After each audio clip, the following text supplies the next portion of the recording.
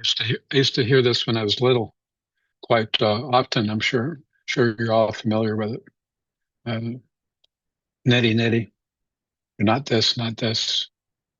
And this is the verse from Shankaracharya: eliminating all limitations with the help of the passage, not this, not this. One should realize the identity of the individualized soul in the supreme self by means of the principal scriptural passage by that meaning. So it's easy to do all the time. Not this, not this.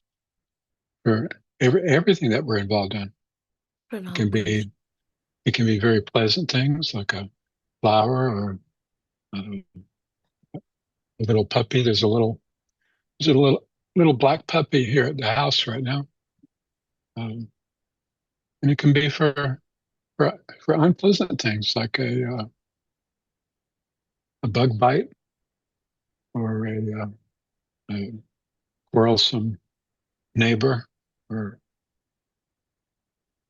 someone at work is giving you trouble. Not this.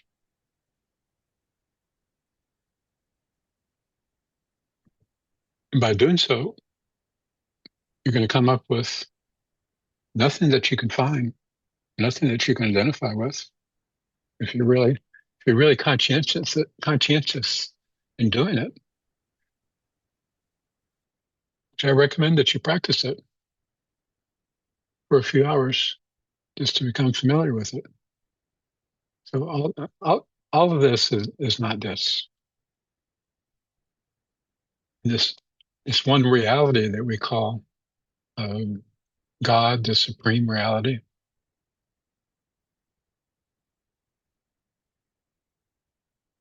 Is infinite bliss, infinite contentment. It's good to understand what bliss is. Bliss is contentment. You know, those few moments in life that you've really been really contented, where you feel really complete, where you feel supreme. Tat Sat Gurudev. That's that supreme contentment, supreme peace, supreme bliss. That's the nature of reality. We confuse it. Tat Sat. We confuse it with the everything in the world. It's all that we know is everything in the world. We don't know anything else. The scriptures, the Mahatmas, they speak of other things. They speak of the supreme reality. They speak of peace. They speak of bliss. Some speak of how to attain that, how to have conscious knowledge of it. What's needed is to have a real true experience of it one time, just one time. You might be blessed with a divine experience of peace, of bliss in the company of a Mahatma. Or just out of nowhere, you can be doing your regular work during the day, and this peace and bliss comes over you.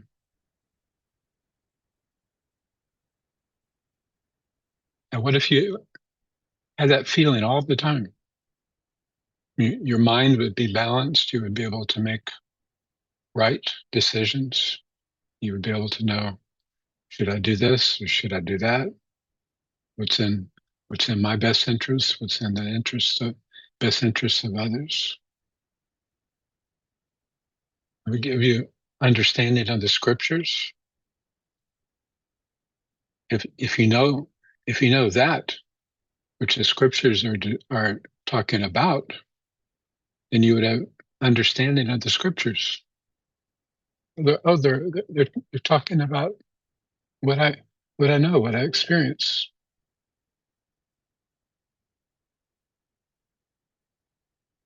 You'll have knowledge of where you came from. We wonder where have we come from.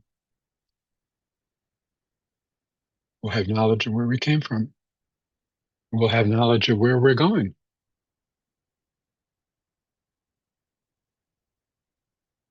Whenever we think of the future, what is it going to be like? Where are we going? Even the limited future, what kind of house am I going to live in next month when I leave this house?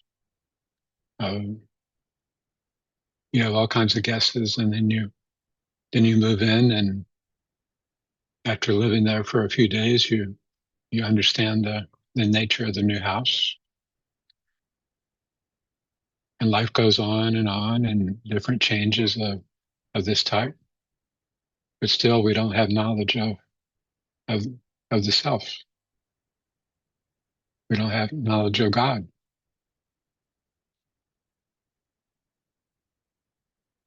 So God is supremely enjoyable to be in contact with.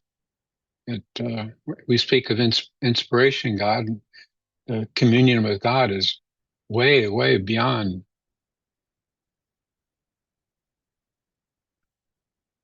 any type of inspiration. You can't think of anything but God when you're in the presence of God. You can't. The thought of not being in presence of God doesn't even come to mind. So you're not even thinking of that. So if, if you if you make a regular practice of your sadhana, if you practice it regularly, religiously, every day, you don't have to be a superman or superwoman. Just practice it every day to the best of your ability, in a relaxed way. Every day, put your focus there. Put the focus of your life on your meditation practice, and then all the lesser things: your wife, your husband, your mother, your father, your children. None of those are more important than God. Everything you have in life has come from God. Your child, your beautiful child can be here today and can be gone tomorrow. There's nothing in the world that's reliable. But there is one thing in the world that you can discover that is reliable, and that's the supreme reality. That's God. And you can commune with God, not haphazardly, but continually. Through continued practice, it will happen at some time, someday. I think it was I think it was Jesus who said that it'll come like a thief in the night when you least expect it. And that was my experience. It happened when I least expected it. I had no idea that it was going to happen. I knew that my spiritual growth was uh, becoming more and more rapid and more profound. I experienced that, but I never thought that I would have uh, enlightenment. I read about enlightenment, and I read about uh, sages that had enlightenment.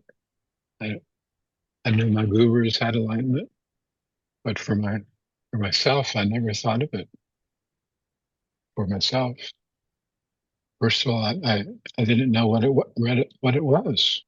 Until you experience it, you don't know. There's nothing on earth that is superior to enlightenment, to God knowledge. Not that one single thing.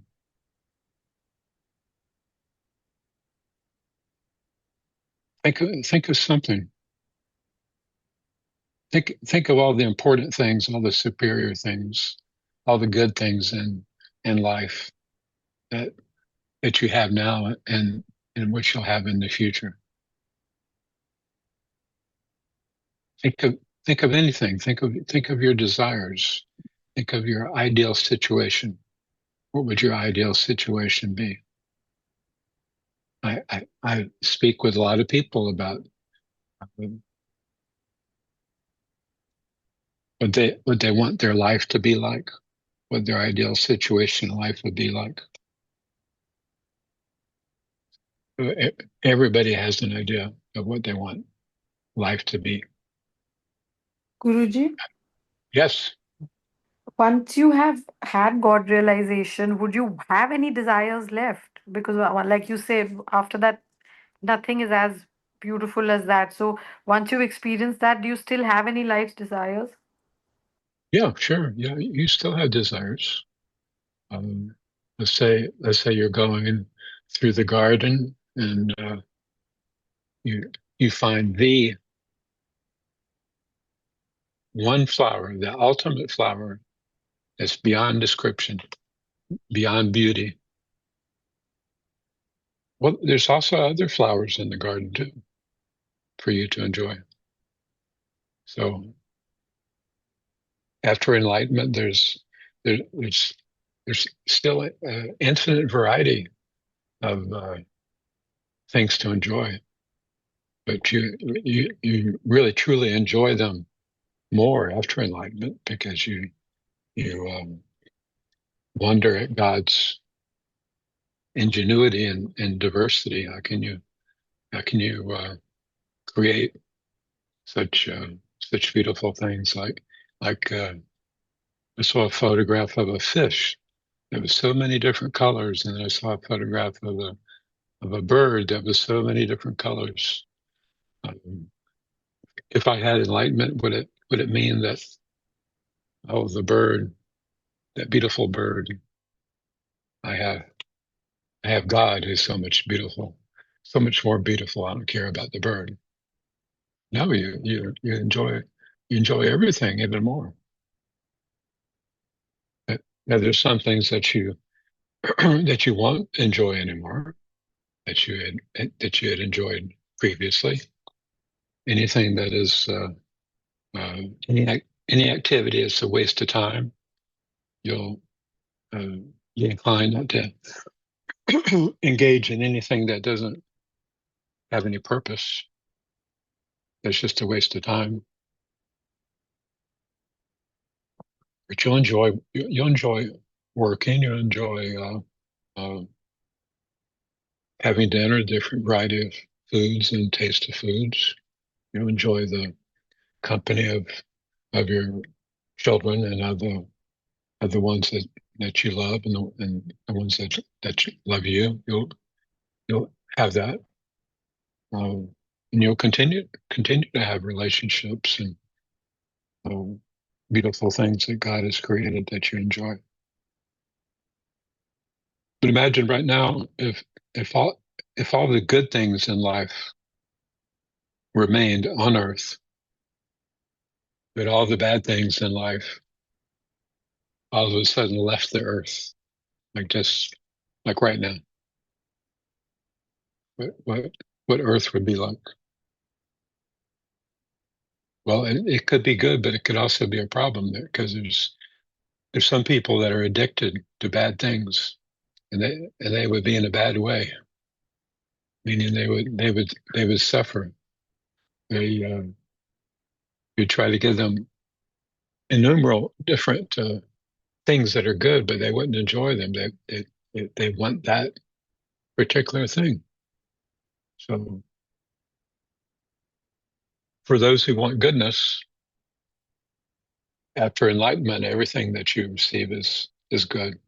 Even the so-called even the so-called bad things you see behind the scenes, you see the mechanism of them, you see how they work, you see what its purpose is, you see that the purpose is short-lived, and you understand, well, uh, this could be considered bad or this can be considered negative, but it has its purpose, and it'll come up and it'll go down just like a wave.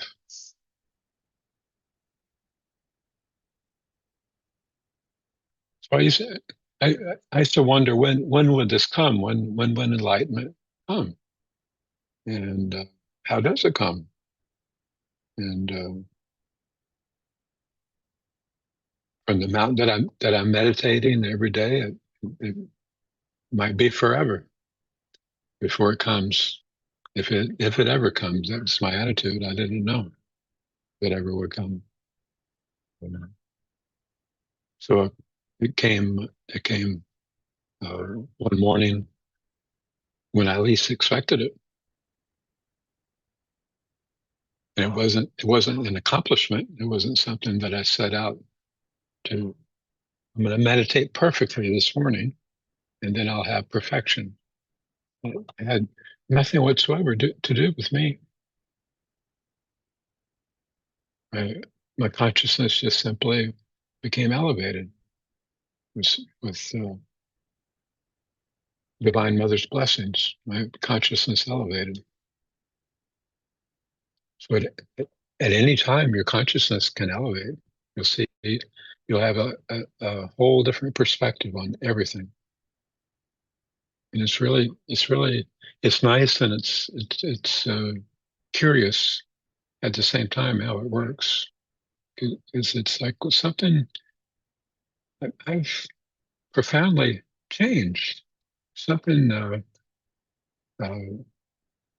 it's not my hair, it's not my skin. There's something about me that has changed. Um, how curious! How can that happen? You can go to uh, a clothing store and you can say, "Well, I want a makeover. I want to buy this and this and this, and look like a completely different person." And then I'll go to a hairstylist and I'll have my hair cut and styled in a particular way, like going to a wedding and buy new shoes and uh, go to the reception after the wedding and look completely different, not like your usual self. And someone sees you as really, really beautiful. It isn't like that.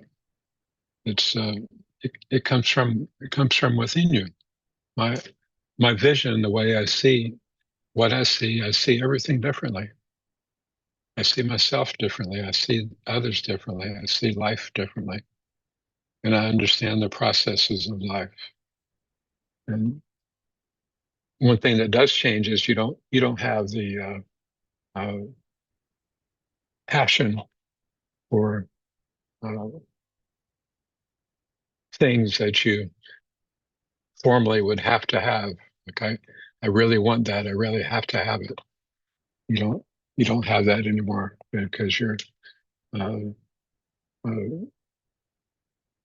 your passions have really been subdued because of this trickle through your veins, so to speak, of uh, a blissful substance, a blissful liquid that starts trickling through your veins and pulsating and trickling all throughout your body. I mean, imagine if you put um, you're having an IV drop. Imagine you had an IV drop without the mechanism, but in the IV drop there was a liquid bliss. And what if that was continually circulating throughout your system? Some big drama could blow up in front of you, and you would see it. You would see it differently. Uh, uh, you would always have distance between you and everything else. You could help. You could be concerned, but you would help and be concerned like you're helping uh, a neighbor with their problem. It's not my problem; it's their problem. But I feel compassion. I'm going to go help them. So you might have a problem, and the thought never occurs to you. It's my problem. It's affecting other people. So you go and you help with that problem. It's uh, like that.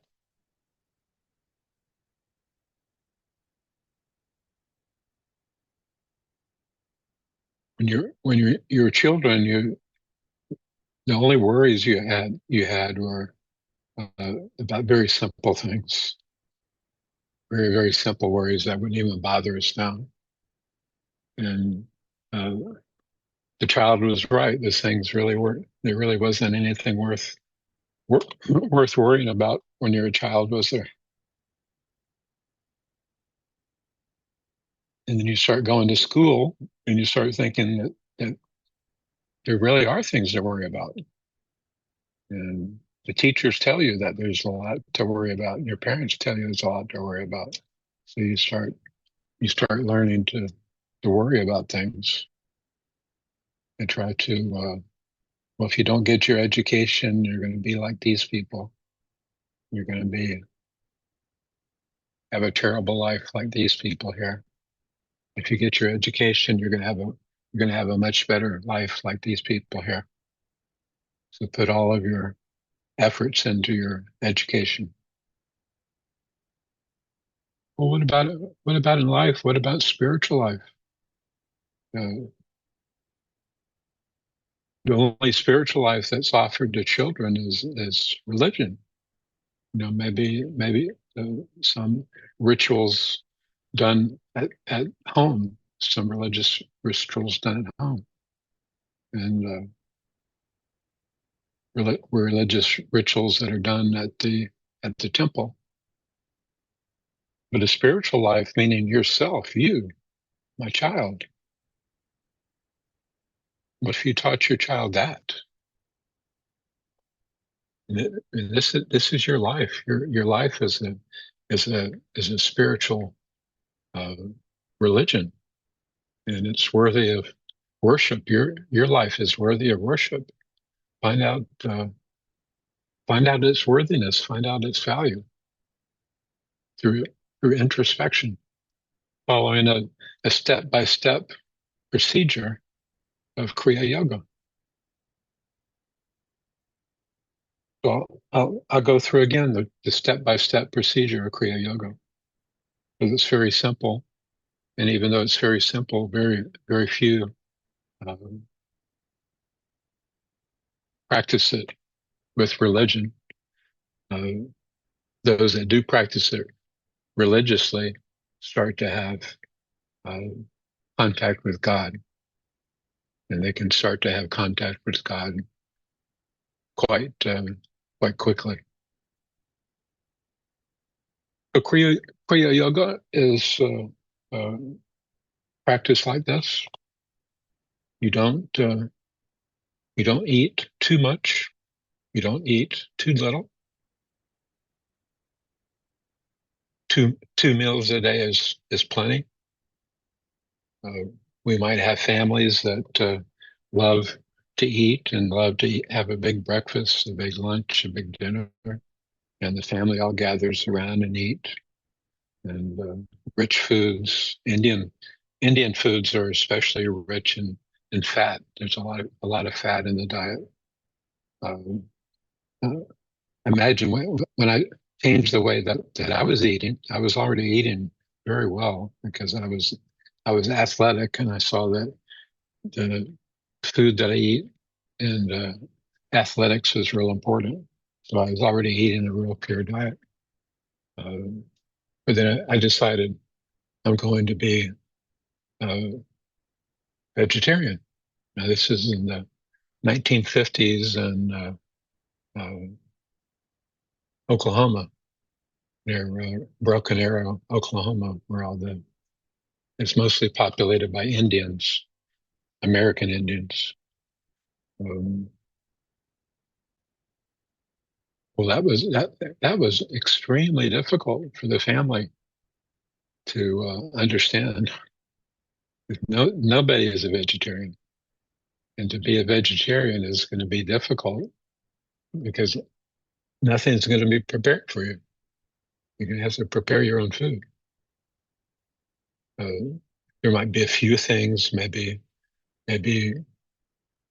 grandma made some mashed potatoes, but it's not uncommon to put some type of a meat product in the mashed potatoes, so you can't eat that.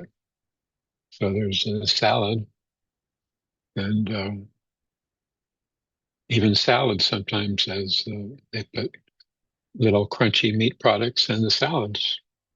There's almost nothing you can eat really. Back in the 50s in Oklahoma out west, so you had to uh, cook your own food. You had to prepare your own food, and everybody looked at you strangely if there was a party or a get together or a celebration, Thanksgiving, Christmas. Uh, it was always very awkward. Um,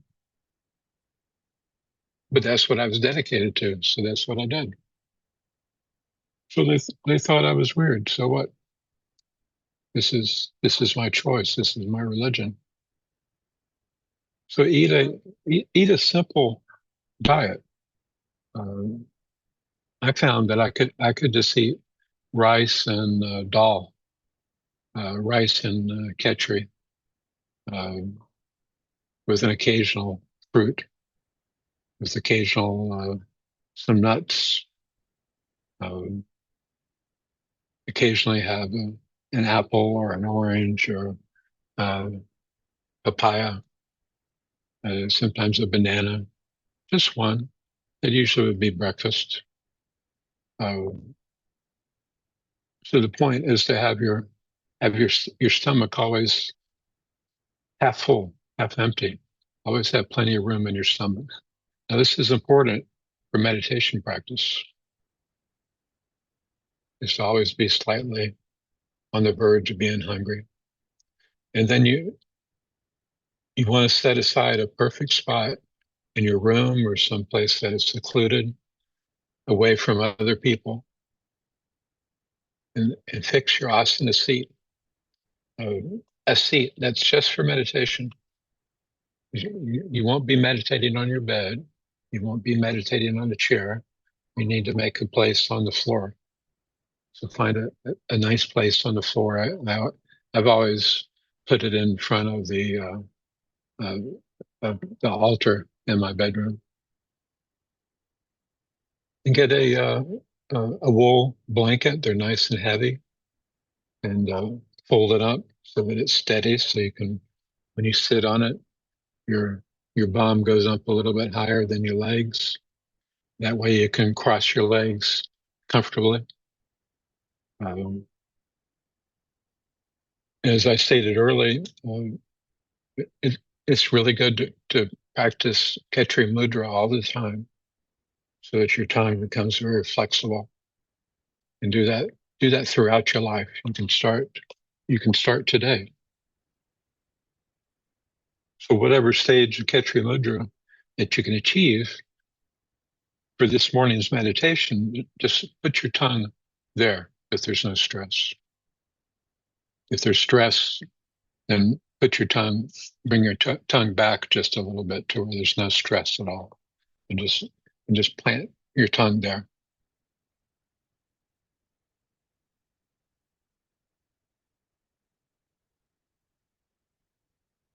And then take your hand, your thumb. This is Paramatma. This is Atma. This is Sattva Guna, Raja Guna, Tamas Guna. Keep those together. Keep the soul on God. And then I would just put these on my lap.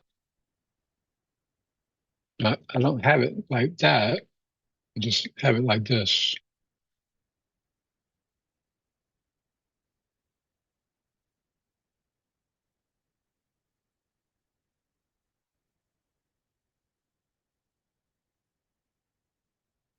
Now put your awareness right here at the base of your nose.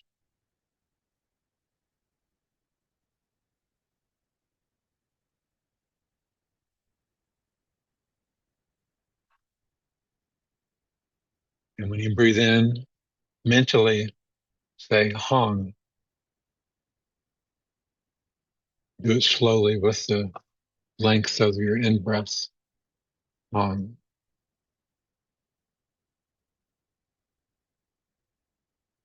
and then out.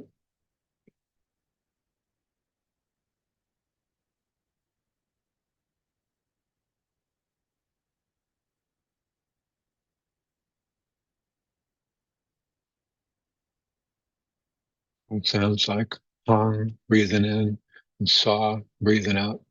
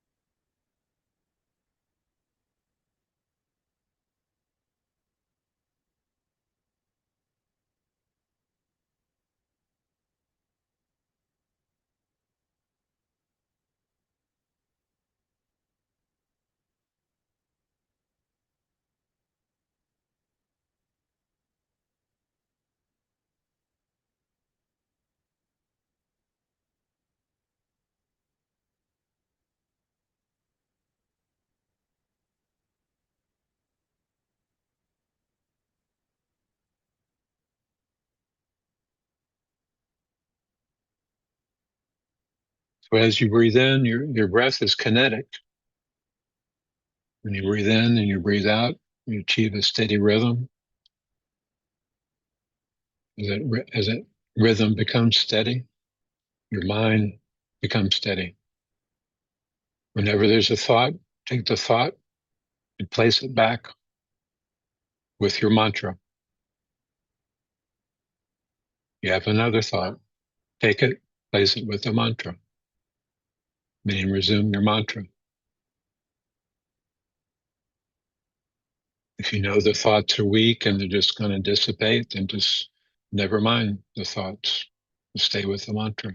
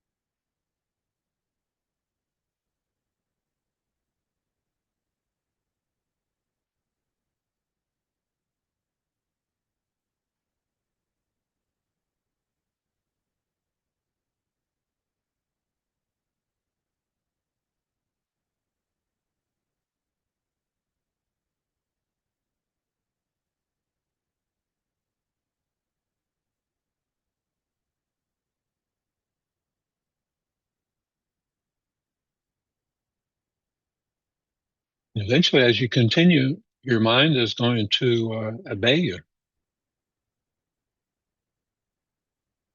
Continue this practice day after day after day after day after month after month. Your mind is going to start being your servant. Your mind will obey you, not only in meditation, but in everything that you do.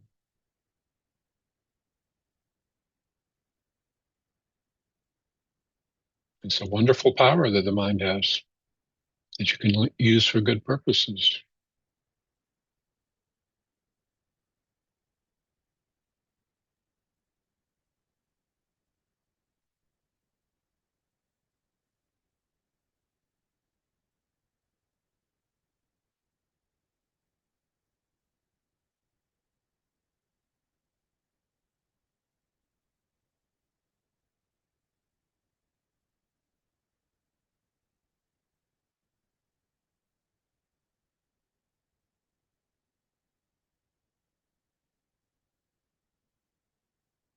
It's quite common during this meditation to start to see divine light at the inner eye without having to do the Jyoti Mudra technique, as you're bringing all the soul forces to the spiritual eye.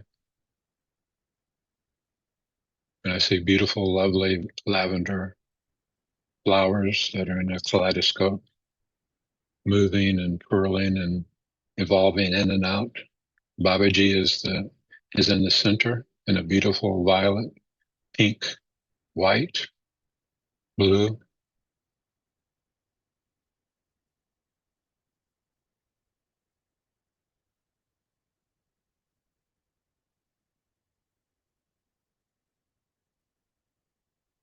As long as I remain in meditation and I'm comfortable, if there aren't any issues that are disturbing in the house that are distracting me and everything is peaceful, you could stay this way indefinitely. There's nothing uh,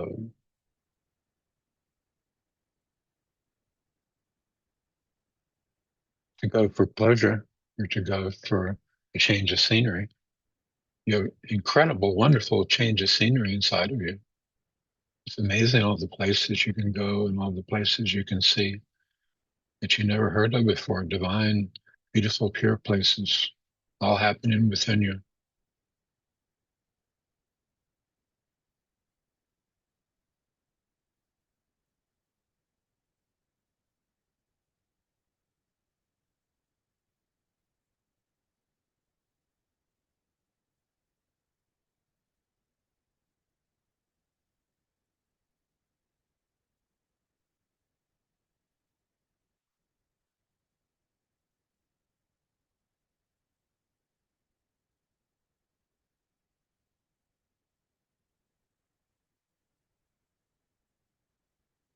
Om Tat Sat.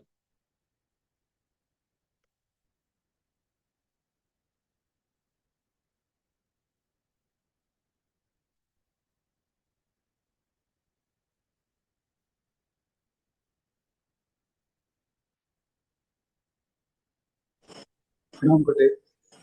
Om Tat Sat. Om Tat Sat.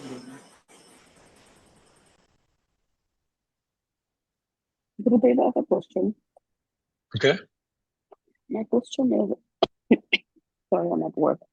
My question is, where do we, in our body, where is our prana? Where's your prana? Yeah, where's your prana? It's like, it's like, It's or all throughout your consciousness, body. consciousness. I It's all, guess maybe that's the your word. prana is all throughout your body. Is that right? It's all throughout your body. Is it the same as your joke? What do you call, like, for example, if I'm living well-being, right? So I have a soul somewhere in my body, and if I die, that's gone. And so where's the, I guess the light or in the body, or is it you're saying it's all over? I'm confused. It's unless there's a dead part of your body, if you have frostbite on your nose and your nose is dead, the prana wouldn't be in your dead nose. So everywhere there's life in your body, there's prana. There's prana. There's prana on your fingernails. I had to cut my fingernails the other day, and there was prana in my fingernails. I go outside to cut my fingernails. Prana. is everywhere in your body. What is And it, mukti then? Why they say, okay, you have to get to the, like, for example, if you have a consciousness, this body is gone. And then as if we listening to Bhagavad, they say, okay, you have to look for a mukti or a moksha. Then what is a mukti and moksha? Then where do we have to, or well, what is a mukti and moksha? well, the mukti is liberation from ignorance. So you don't you don't you don't try to find it. You're lost in ignorance until you're freed from ignorance. So that's something that happens um, at some time, at some date, that Divine Mother releases you from the ignorance, that attachment that you have for the world. So uh, I wouldn't be concerned with moksha. Uh, I wouldn't wake up in the morning to think about it and worry about it. I've never cared about it. It's never been part of my thought process. I'm happy wherever life takes me, wherever God wants me to be, whatever He wants me to do. I don't think about liberation. Uh, li- Liberation from what? I mean, I'm enjoying being alive, and I'm enjoying life. I don't feel the need to be liberated from anything. There's some unpleasant things in life, but uh, I think there's much more many pleasant things in life than there are unpleasant things in life. Wherever you go, there's pleasant things and there's also unpleasant things. But the human nature wants to be around pleasantness, so we usually keep our surroundings pleasant. Keep everything clean and orderly and working well. Maybe have flowers around the home, and keep the outside nice and clean. Keep the plants watered. Keep the animals fed. Um, that's uh, that's all the pleasure that I need.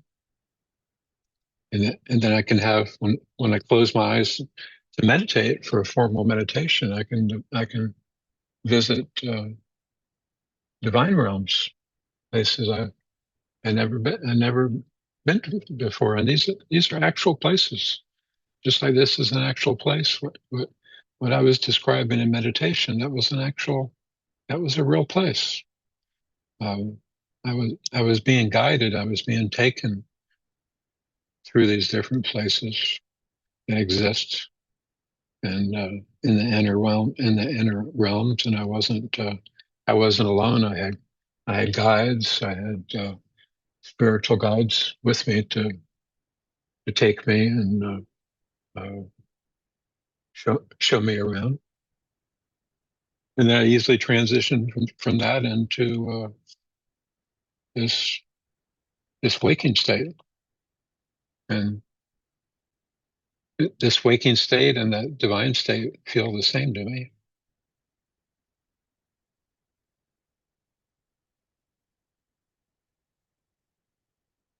Okay, Gurudev. So where do we have to go when they say enlightenment of the enlightenment? So you're saying the mukti is just the state, you just go through it. It's just like after the janam and again you die again and then you live again? Is it? There's no need to even think about it. Okay, Just, just give all the concern for where you are right now. And where you are right now is going to shape the future, where you're going to be in the future. So what you're doing now, if you're making the most of your life, if you're doing your spiritual practice, if you're doing your sadhana, if you're reading the good scriptures like the Gita, if you're attending satsang and giving in service, your your future will be bright. I don't have to know what it's going to be like. I leave that up to Father, to God. Just like when we were children, we would leave everything up to our mother and father. I remember Father saying we're going on a trip, and my mother would prepare peanut butter and jelly sandwiches, and she would put them in a bag. And we had an ice chest. She would put that in the back of the car. Back then, cars were all solid metal. There weren't any plastics in the car at all. And the ice chest was metal and full of ice, and put the sandwiches in there and some drinks. And I didn't know where we were going. I just followed along. I didn't want to be left behind. And so we're driving and driving and driving, and I was looking out the window and thinking different things and having imaginations about doing different things. And then we arrived. The car stopped at our destination, and we were at the ocean. And then we would take our things out of the car, and we'd go down and spend the day at the beach swimming and playing games in the sand. Well, life can be like that. You don't have to be the one who's making the decisions all the time. In fact, it can be just the opposite. You can just go along with your mother and not be having to solve problems, making decisions. You just have full faith and confidence in your mother and in daily life. I mean, in the daily life that I have, which is not very much activity. I wake up in the morning and the moon is out, the stars are out, and I do my various activities during the day, the same activities, and then retire for the evening. And the moon is out, the stars are up. And if it's a healthy day, then it's an enjoyable day. Sometimes it rains. Like yesterday, it rained really heavy, but I really enjoy the rain. And then it was sunny, but I really enjoy the sun. And then it was cloudy, but I really enjoy the clouds too. And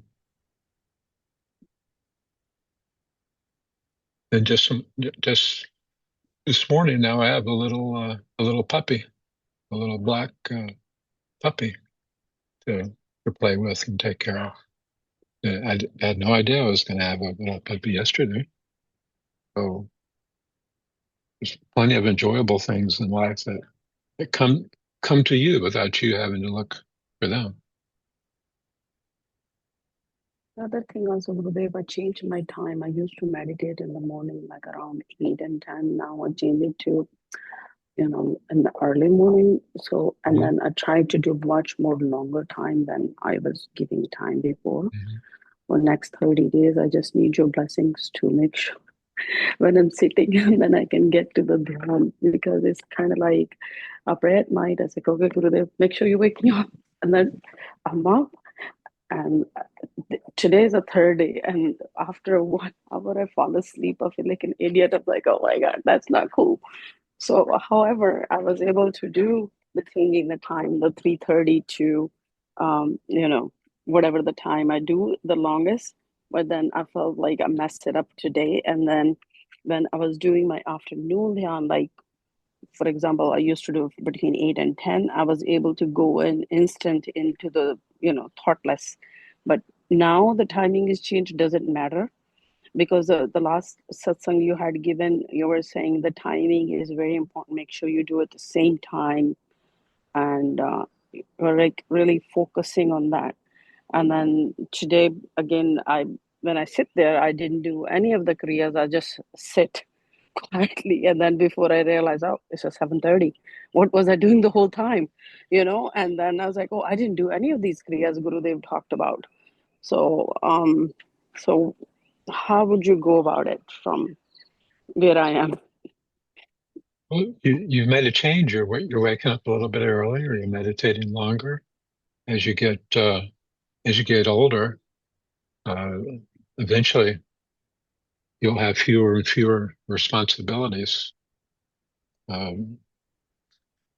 Some get more involved with their family as they get older, meaning they're not working as much, so they get more involved with their families. It's a better time to, as you get older and less responsibilities, to spend that extra time in solitude and have more and more time alone, more and more time in solitude. Take charge of your life. Don't let your relatives dictate to you what your life is going to be. Be very firm in your having time in solitude, making time for solitude. And let the family, if you raised a family, then they're adults, and then they can make their own decisions. You don't, you're no longer your responsibility. You can be there for advice and for some help, but as you become an adult, become engaged in more and more adult things, meaning adult things are serious things. And your meditation, your sadhana, your spiritual practice is the most serious thing in life that you can do. It's the most important thing in life that you can do, much, much more important than any family endeavor. And really, really immerse yourself in it, and you'll never lapse back into worldliness. Gurudev. Thank you, Gurudev.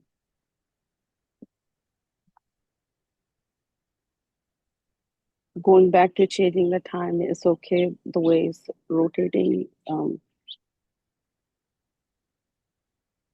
Better what?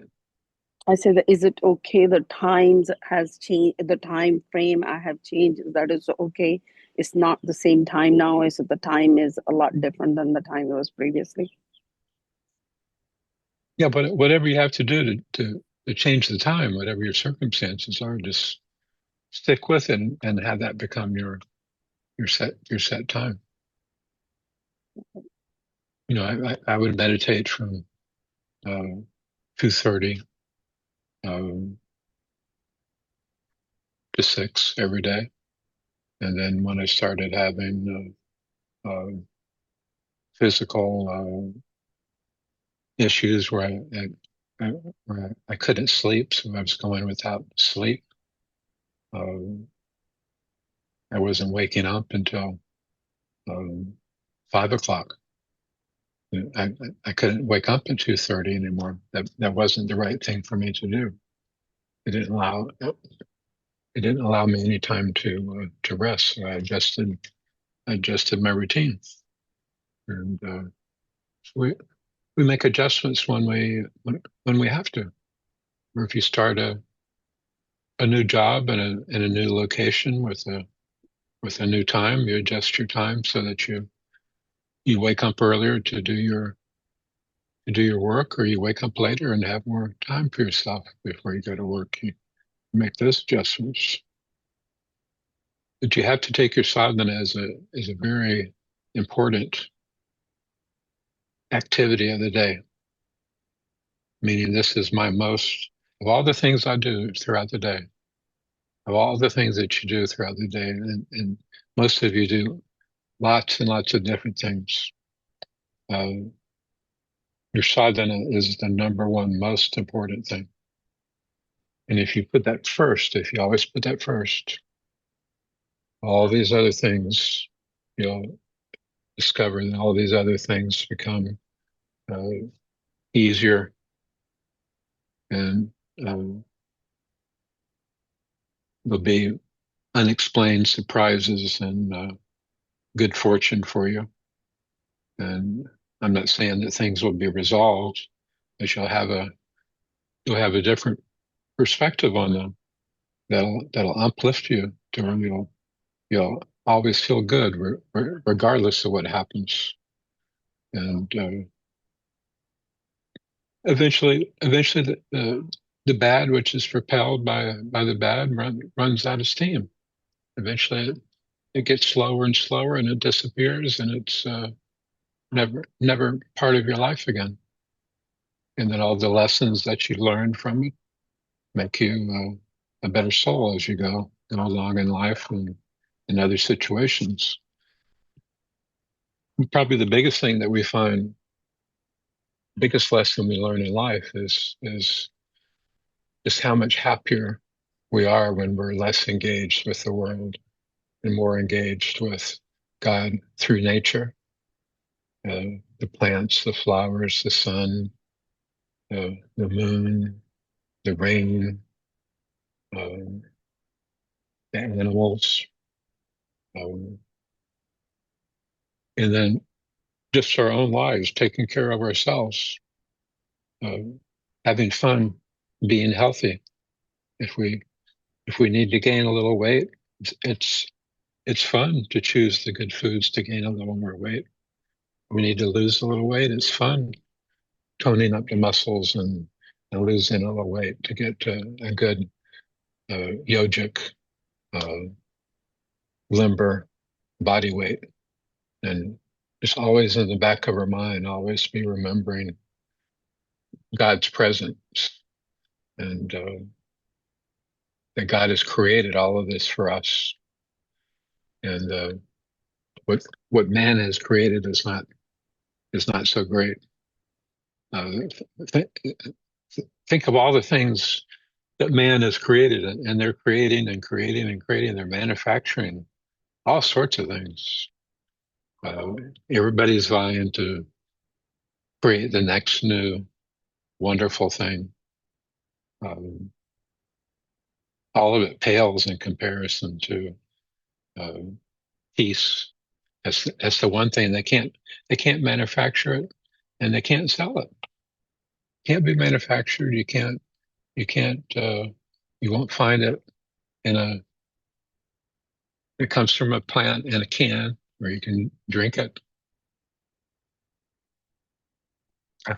I found in a health food store a soda. It was actually called Bliss. What what if it was Bliss? You could drink it.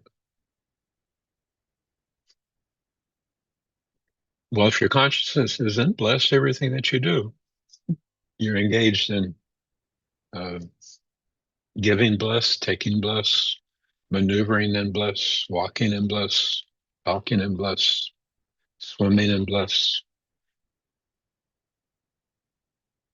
Sometimes you'll have like I got yesterday. I got a bad, here you can see it, a bad cut.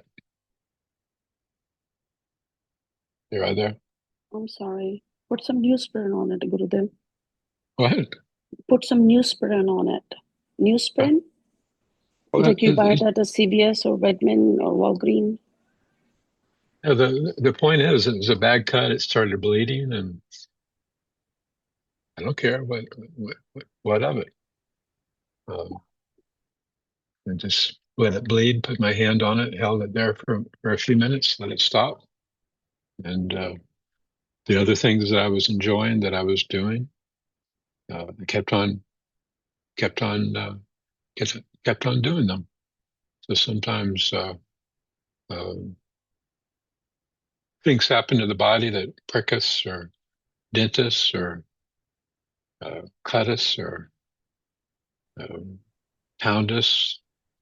Um, is really not much that they can do to really uh, hurt us, because we're not. If you realize that you're not the body, you're you're not afraid of any kind of hurt, any kind of pain. You know, I would imagine that if you were led to the cross to be crucified, that's one of the worst pains you can possibly have. But I don't think there's any chance of us being having a crucifixion like the poor people used to suffer.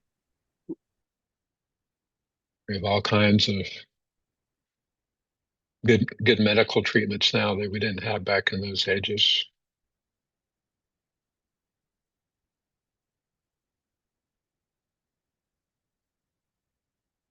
But you can have more pleasure in life regardless of how bad life is, meaning that if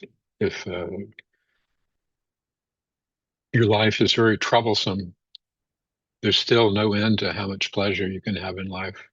Concentrate on the good things. Whatever bad things are happening to you personally, concentrate on the good things that are happening. What do I have? Well, I have the ability to wake out of a bed, put both my feet on the ground, uh, perform arti, sing the praises of the Lord for another day. And wherever I go, whatever I do, even though I'm alone, the Lord will be with me, and He'll protect me, and He'll give me insight and give me wisdom, and I'll always be thinking of the Lord throughout the day, and I want to do uh, physical activities for the Lord. I want to do spiritual activities. I'm going to engage in uh, every opportunity, the spiritual opportunities that arise uh, for me. And sure, I have troubles. I'll deal with them to a very small extent. Uh, whatever happens, happens. That should be your attitude. Don't be don't be so concerned about it. I told you, especially in my youth, I was very, very irresponsible when it came to the world, because I just didn't care. I wasn't I was I didn't follow along with society. I disagreed with society, but not in a militant. Uh, I disagree with you, and I'm going to do my own thing. But I disagreed to such an extent that I didn't get involved with it. Everybody's getting involved with it. Well, I'm not getting involved with it. I'm getting involved with what I see to be important. Um, so if any sufferings or if any difficulties arose because of my stance and my position, um, it didn't bother me. I'd made my choice how to live, and um, I've done that throughout my life. Sometimes I've had more responsibility, but even with the responsibility, I'll find a way to do it my way, to do it in a way that'll be enjoyable. Um,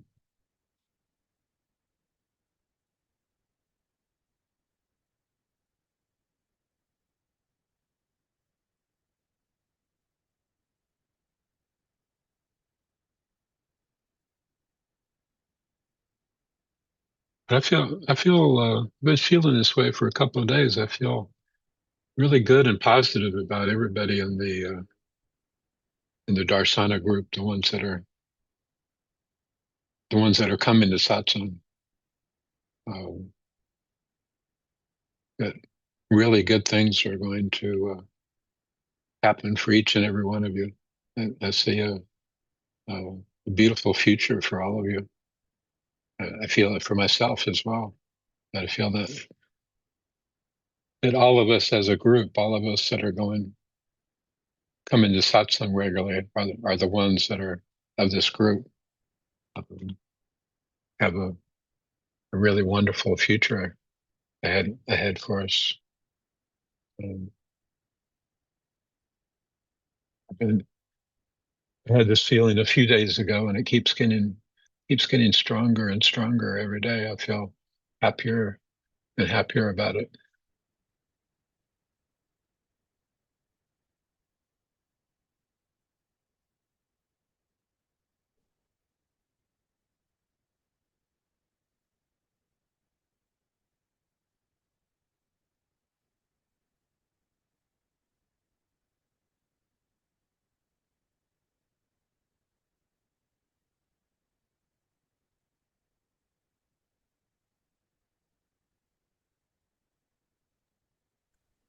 Guruji, Yes, you feel happier and happier about what? about everybody's life. Everybody that's attending satsang feel really good things coming, things happening in your lives.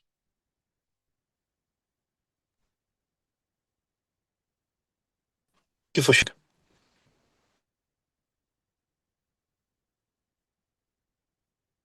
You know, all of you, I'm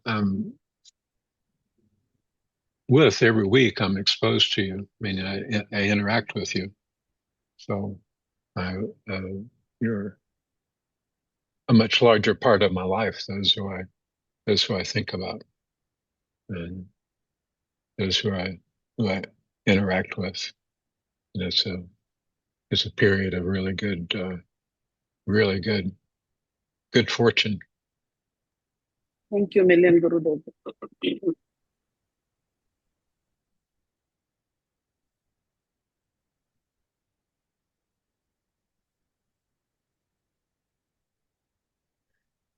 We think about you throughout the day too. It's like, I wonder what Guruji is doing with their dogs. Can you explain that the picture you put it on the beach or with the dogs, and then you're like, okay, you're on the right side? I was trying to think, I was like, what is Gurudev saying in that picture? And I didn't quite get it.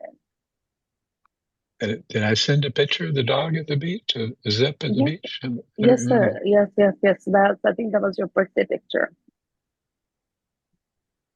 One picture, I know I sent a picture of me way out in the ocean. I sent that picture.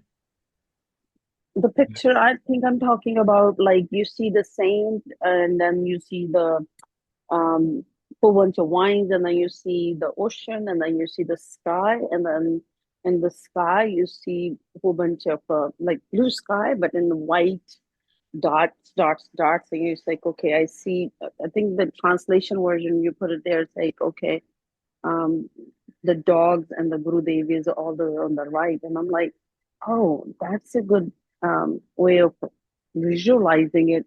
But what beach was it? In the picture, Yeah. if you saw where I was out in the ocean, and if you look out at the horizon of the ocean, you can see an island, and that island is called Dog Island. And in that particular area, there used to be a lot of pirates. There used to be a lot of shipwrecks, and pirates also would have shipwrecks on that particular part of the ocean. And some um, a wreck that had dogs on board. They Some of the dogs made it and lived on that island. This is back, in the 1700s, and there's natural water there and different areas where storm water collects, rainwater collects, and there's various foods. There's roots, and there's also uh, marine life, sea creatures that dogs with some ingenuity, which every dog that's hungry has some ingenuity, would have food to eat, and they continued to multiply. So when people will go to the island, you can only go to the island by boat. There'd always be packs of dogs there, and it's, similar to the wild packs of dogs in Delhi and the jungle. And they were always friendly dogs. They were never never mean. Dogs are never mean unless somebody mistreats them. So it was called Dog Island. Now, since that time, recently, some people have, I think, two people have built houses on that island, and I think maybe a couple of mobile homes. There's still no electricity or anything like that because it's completely disconnected from the main line. But there are some people living there now. It really wasn't until recently, probably the past 30 years, before somebody built a house there and started living there. That's close to a larger island where I told you when I was a boy, where I spent that week by myself living on an island. It was right there on that same coast, an island similar to that one, but much larger, much very very long island. It's called Saint George Island.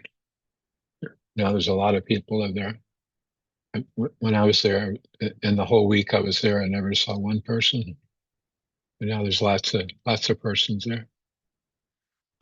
Except for the end, they have a state park. It's a huge state park, and they purposely kept it exactly as it was, and it's really really beautiful. You can go big long sand dunes, all in their natural states. Lots big long beaches with sand dunes, and the marine life there. It's common to see dolphins. You can swim out and play with the dolphins, and it's pretty common to see a whale come by, and turtles, sea turtles, and sharks. You'll see sharks quite often, and crabs, and every type of sea creature there is there.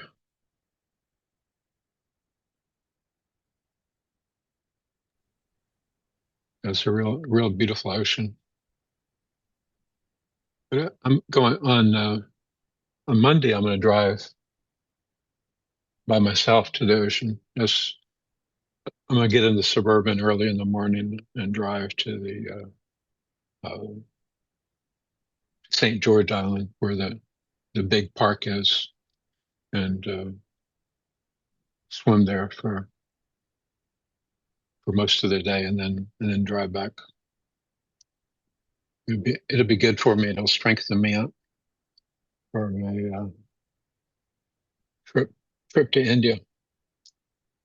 I can drive all the way there and spend the day there and drive back. It makes me stronger.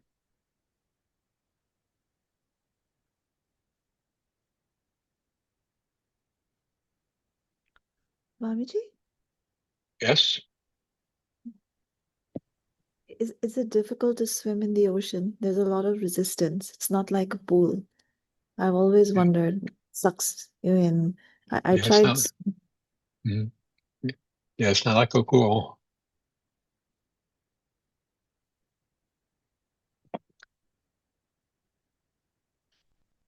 The with salt water, you naturally float in salt water, so you can say if you're out in the ocean, you wouldn't necessarily have to swim to the shore. You can float on your back and just completely relax and on your back, and and because the salt water keeps you buoyant, and you can just float on top of the water. My mother taught me how to do that when I was a boy. I remember her teaching me. And it's nice just to float on your back in the water. But there are waves, which is it's nice to swim in the waves, have the waves crashing. You can use some flotation devices if you wanted to, like a raft or surf. The surfboards, the waves aren't like they are on the West Coast, but they're big enough to where you could do a little bit of surfing.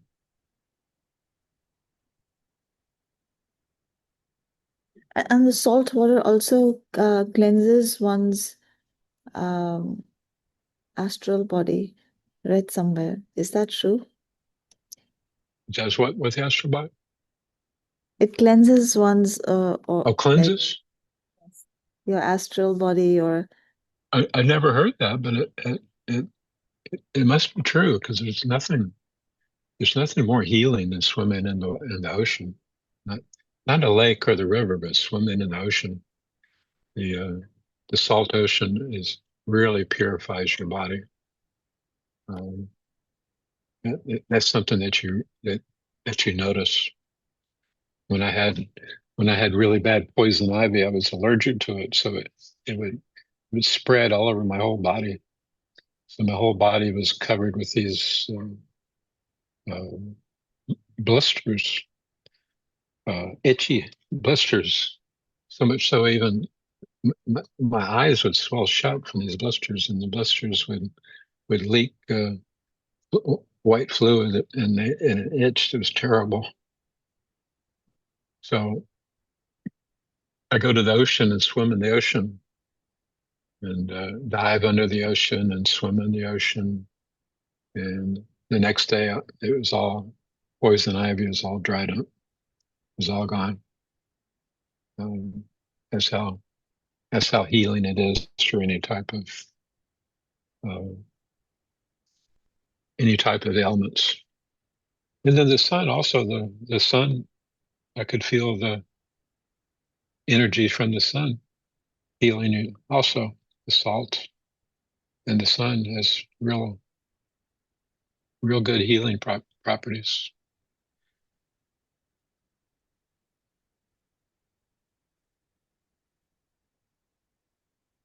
Respected Swamiji, I had one query.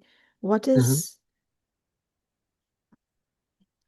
How should I build my evening meditation schedule? What is the right time to meditate in the evening? Is it at dusk, at the sunset? Is it right before going to sleep? And also, since I'm advised to do 14 kriyas, I do them in the morning. I don't do them in the evening.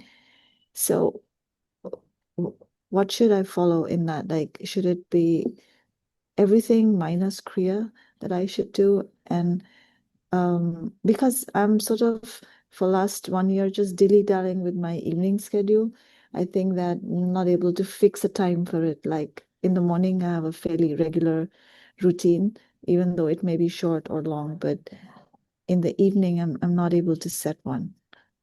So seek your guidance. Well, two different times. When I was in Hardware, I meditated in the evenings, but first we would always have arti. Um, so we would have arti followed by meditation, and my meditation in the evening was different than my meditation in the morning. It was much more relaxed. I didn't really perform any kriyas. I would just I would sit in the same position, and I would just keep my awareness here at the Agni chakra, and not do any kriyas. I would just sit there for an hour or 2 hours with my awareness at the spiritual eye.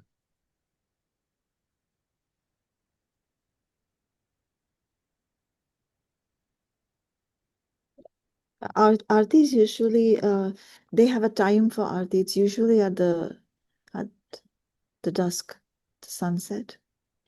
Yeah,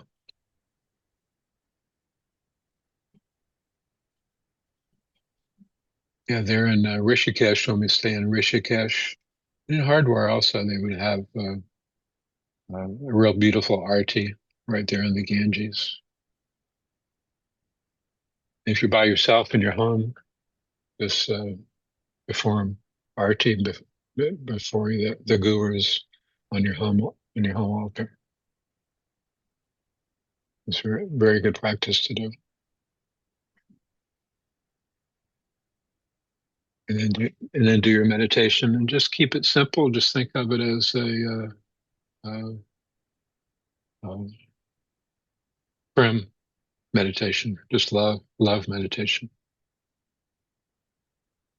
You don't have to worry about the techniques to do all of that in the morning.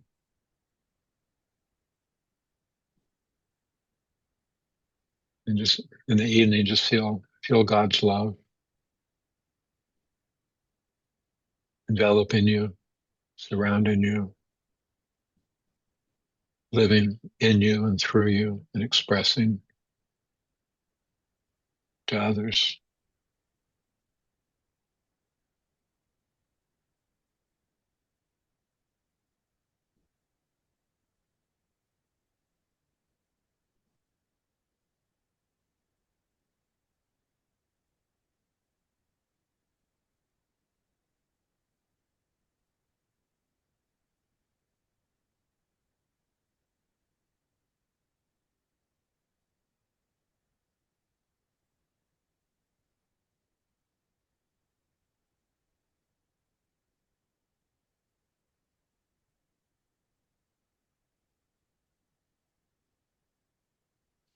Swamiji, is love meditation sort of a visualization of Huh? God's love in you? Just just relax and appreciate everything that God has given you. And when you appreciate everything that God has given you, you automatically go into a loving Baba, a loving mood, an appreciative mood. We spend so much time thinking and planning and worrying, and we forget to acknowledge God and be thankful for God for all of the good things um, that we are and that come our way, and that we have an opportunity to interact with, or be a silent witness to.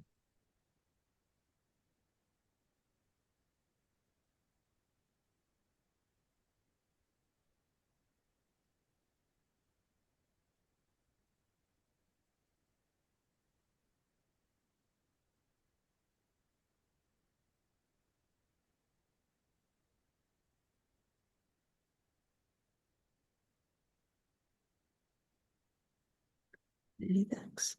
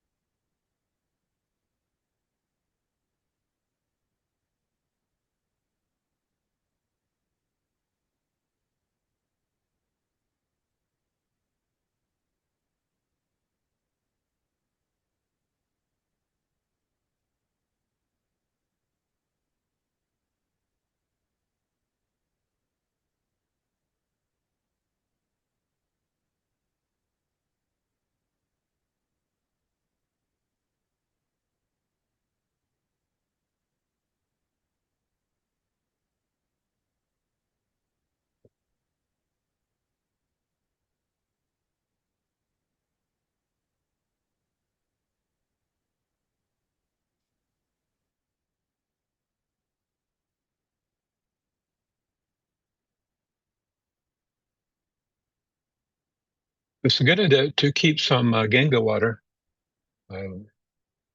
near your altar, and offer a little Ganga water during your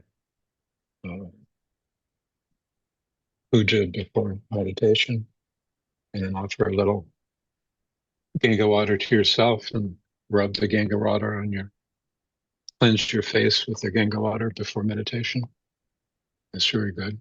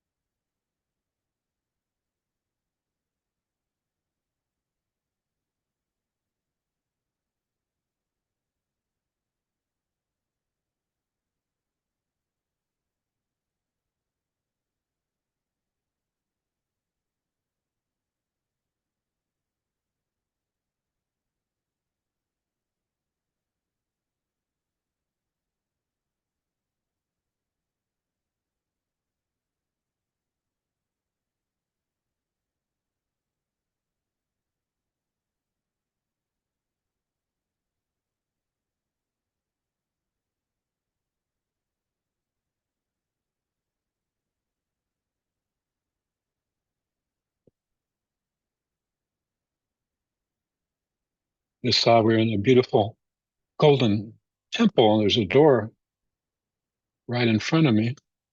And then to the right of me was a place where you would hang clothes. And all these beautiful um, women were coming in with uh, beautiful multicolored curtains for me.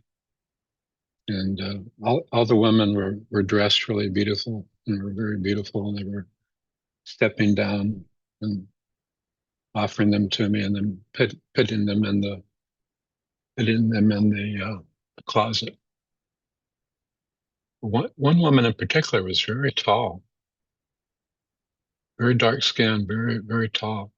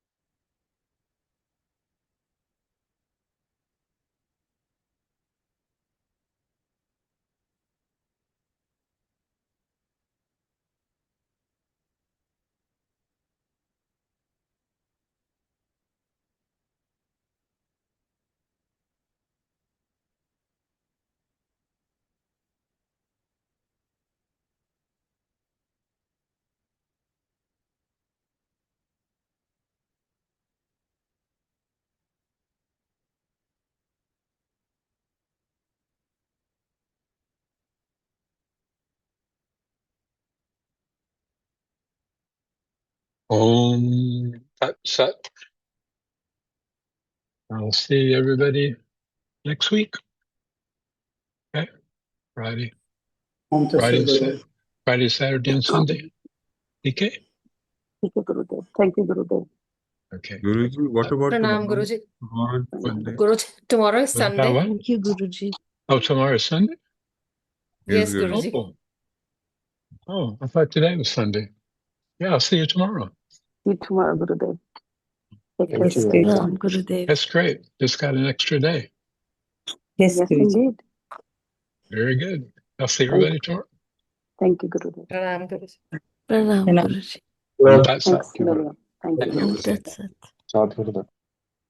तुमसे बहुत बहुत प्यार करता हूँ. Pranam, Same Guruji. here, Guruji.